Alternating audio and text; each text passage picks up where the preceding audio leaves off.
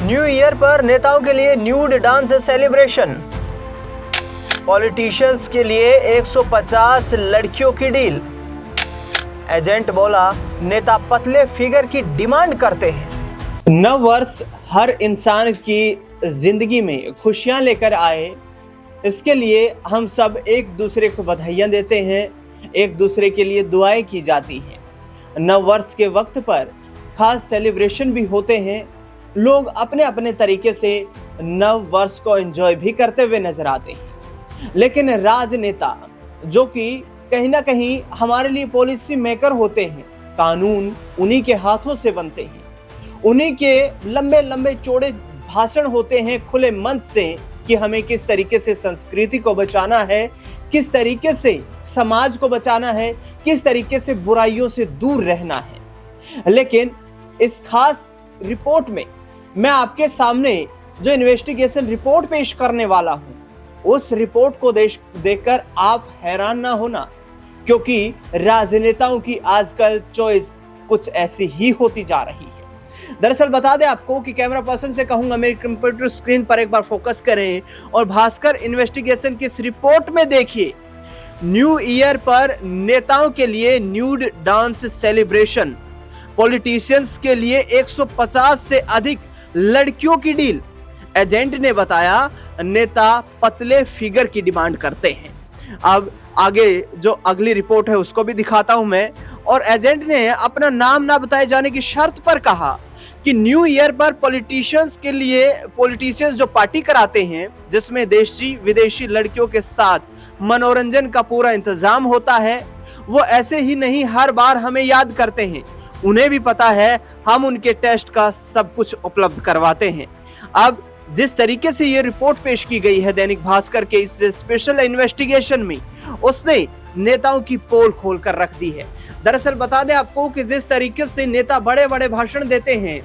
उनके पर्दे के पीछे वो क्या कुछ खेल करते हैं, इस इन्वेस्टिगेशन रिपोर्ट से ये तमाम जानकारियां सामने आ रही हैं। इस पूरे मुद्दे पर चर्चा की है और खास जो है राय प्रतिक्रिया ली है हमने अपने न्यूज रूम के वरिष्ठ सहयोगी अमन जी से। वो रिपोर्ट भी आपको दिखाते हैं। देखिए दिनेश जी, जब इस तरह के समाज को जो एक सही दिशा देने वाले लोगों के ऊपर इस तरह का खुलासा होता है, इस तरह की बात सामने आती है, और बिल्कुल दैनिक भास्कर की जो एक टीम है, उन्होंने जिस तरह से इस पूरे के पूरे मामले का खुलासा किया है, कहीं ना कहीं जो वीडियोस हैं वो सामने लेकर आए हैं, उसमें बहुत सारे चेहरे ऐसे सामने आए जो ये बताते हैं कि भाई किस तरह की डिमांड उनसे की जाती है। और देखिए, संस्कृति बचाने की बात हमारे नेता खूब जोर शोर से करते हुए नजर आते हैं, लेकिन जिस तरह से कुछ नेताओं का चरित्र इस तरह का दिखाई पड़ता है, उससे सवाल तो दिनेश जी वाकई में उठते हैं कि हम समाज को किस दिशा में लेके जा रहे हैं। क्योंकि अगर ये इस तरह का इन्वेस्टिगेशन नहीं हुआ होता, इस तरह की जो स्टिंग है वो नहीं हुआ होता, तो शायद इस तरह की बातें सामने नहीं आती। लेकिन दिनेश जी, ऐसा मामला ये नहीं है कि पहली बार हुआ, इससे पहले भी हम देखेंगे कई नेताओं के ऊपर इस तरह के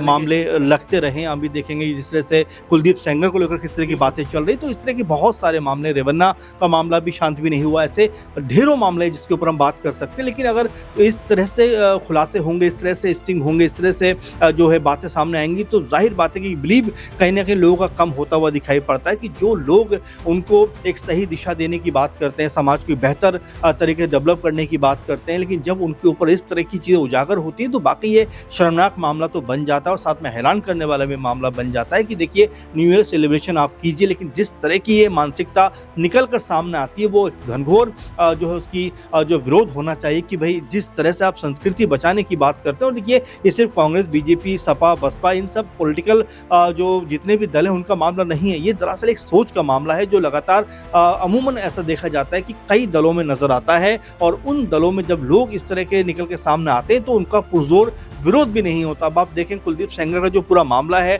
उसको लेकर जिस तरह की एक मुहिम सोशल मीडिया पर छिड़ी हुई है, वो भी ये बताता है कि भाई कुछ लोग ऐसे भी हैं जो कुलदीप सेंगर के पक्ष में भी न सिर्फ खड़े हो रहे हैं, बल्कि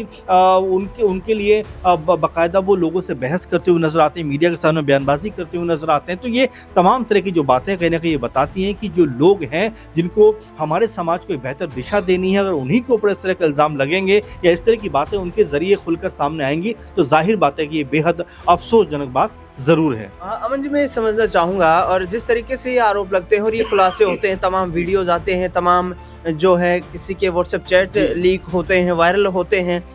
क्या सरकार को गंभीरता के साथ इस तरीके के कृत्य हैं इन पर विशेष तौर पर पॉलिटिशियंस की जिसमें इन्वॉल्वमेंट होती है, उनके खिलाफ कोई कानून नहीं बनाया जाना चाहिए कि ऐसा सख्त कानून हो कि यदि आप ऐसी गतिविधियों में शामिल पाए जाते हैं तो फिर आगामी वक्त में आपका चुनाव लड़ने पर प्रतिबंध लग सकता है, या इस तरीके की सामाजिक विरोधी गतिविधियां जो सामने आती हैं इससे कहीं ना कहीं समाज में तो एक जो विष फैलता ही है। लेकिन राजनेताओं पर लगाम लगाने के लिए सरकार को कानून को क्या थोड़ा सख्त नहीं होना चाहिए? देखिए बिल्कुल दिनेश जी, और जाहिर बात है जैसे मैंने शुरू में आपसे कहा कि जिनके ऊपर जिम्मेदारी है कि भाई आप समाज को बेहतर दिशा दें, बेहतर तौर तरीके से जो युवा पीढ़ी है, जो लोग हैं उनको एक तौर तरीका दें। लेकिन जब आप ही का तौर तरीका गलत होगा तो जाहिर बात है कि समाज में भी इसका एक बहुत गलत इम्पैक्ट पड़ता हुआ दिखाई देगा। और जिस तरह का स्टिंग निकल कर सामने आया दिनेश जी, ये बताने को काफ़ी है कि जो इस तरह के लोग हैं उनकी मानसिकता किस तरह की दिखाई पड़ती है। और देखिए ये जैसे मैंने आपसे कहा भी कि ये कोई पॉलिटिकल मामला नहीं है किसी एक पार्टी का, ये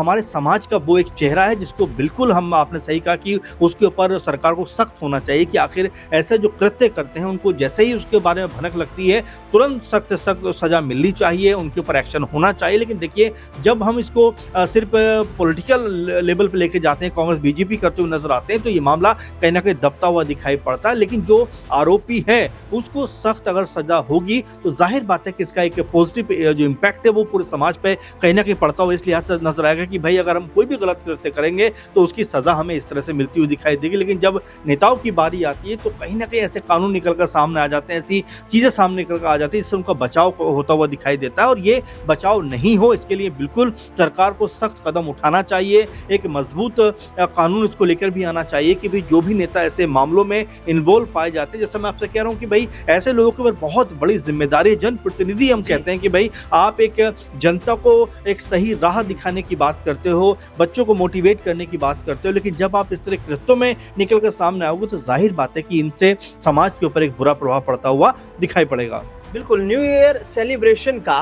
अलग अंदाज भी हो सकता है। आप समाज में अच्छाई फैला करके, समाज में अच्छे काम करके नए साल को बेमिसाल बना सकते हैं। तमाम हमारा देश ऐसी परिस्थितियों से गुजरता है जहां पर कहीं ना कहीं आम लोगों को जिंदगी के लिए 2 वक्त की रोटी कमाना भी दुभर हो जाता है। उन लोगों के लिए कुछ ऐसा काम किया जाए जिससे उनकी जिंदगी आसान हो पाए, कुछ ऐसे आयोजन करवाए जाएं जो कि मिसाल बन करके सामने आए। लेकिन राजनेताओं पर होते इस तरीके के बड़े बड़े इन्वेस्टिगेशन और खुलासे ये दर्शाता है कि आखिरकार कुछ चुनिंदा लोग किस तरीके से हमारे देश नहीं बल्कि विश्व भर में जो एक बड़ा पब्लिक फिगर रखते हैं, किस तरीके से वो राजनीति में रहते हुए, पॉलिसी मेकर रहते हुए और पूरे एक जो समुदाय है उसको बदनाम करने की भी उन पर ठप्पा लगा देते हैं। लेकिन जाहिर तौर पर जिस तरीके से ये खबरें लगातार सामने आती हैं, इस पर सरकार को गंभीरता के साथ सोच विचार करना चाहिए, सरकार को सख्त कदम उठाना चाहिए